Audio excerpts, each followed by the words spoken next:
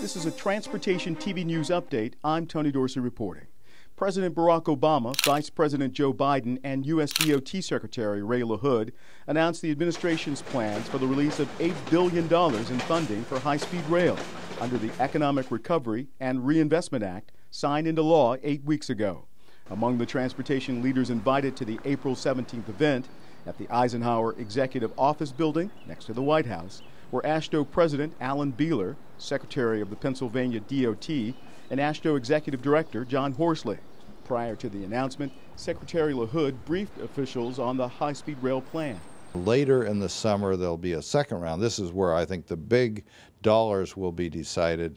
A very intense competition for corridor service, and that's like from Seattle to Portland, from Los Angeles to San Francisco, from Dallas to San Antonio. Our highways are clogged with traffic, costing us $80 billion. The president called the $8 billion investment a first step in a high-speed rail strategic plan.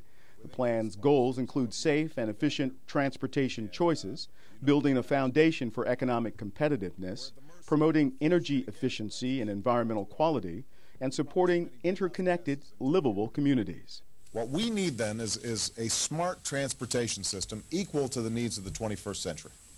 A system that reduces travel times and increases mobility.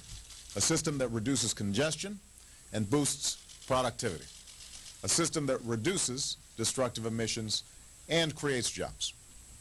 What we're talking about is a vision for high-speed rail in America. There's been a 26%. Following the event, Secretary Biehler spoke to reporters via telephone, and he also told Transportation TV what the $8 billion in high-speed rail investment could mean to Pennsylvania. We've got a strong $35 billion proposal, if you will, and it was so nice to hear that echoed by the president. As I think about now what's going on in Pennsylvania, I have seen what an investment in intercity passenger rail has meant. Pennsylvania has partnered over the last 5 or so years with Amtrak to make improvements on one small 100-mile line between Harrisburg, Pennsylvania, and Philadelphia. The result of that improvement has increased the speed. We now have 110-mile-an-hour service for portions of that line. We have far greater reliability, and we've seen ridership jump by 26% in 2 years. Earlier in the week, President Obama visited the U.S. DOT headquarters to announce that the 2000th transportation project had been approved using economic recovery dollars. As of April 16th, 24% of the $27.5 billion provided for highways and bridges had been obligated. Chairman James Oberstar, Democrat from Minnesota, announced that the House Transportation and Infrastructure Committee will hold its first oversight hearing April 29th to track progress of the recovery program. Stay tuned for more details.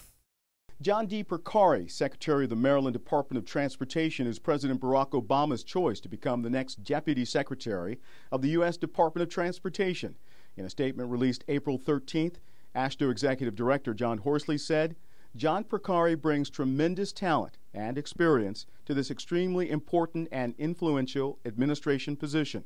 The Maryland DOT has led the way in community-sensitive design and smart growth strategies that have improved the quality of life for Marylanders. He also was instrumental in the development of the new Woodrow Wilson Bridge, a $2.4 billion mega project, which was not only delivered on time and on budget, it broke new ground in environmental contracting and management innovation."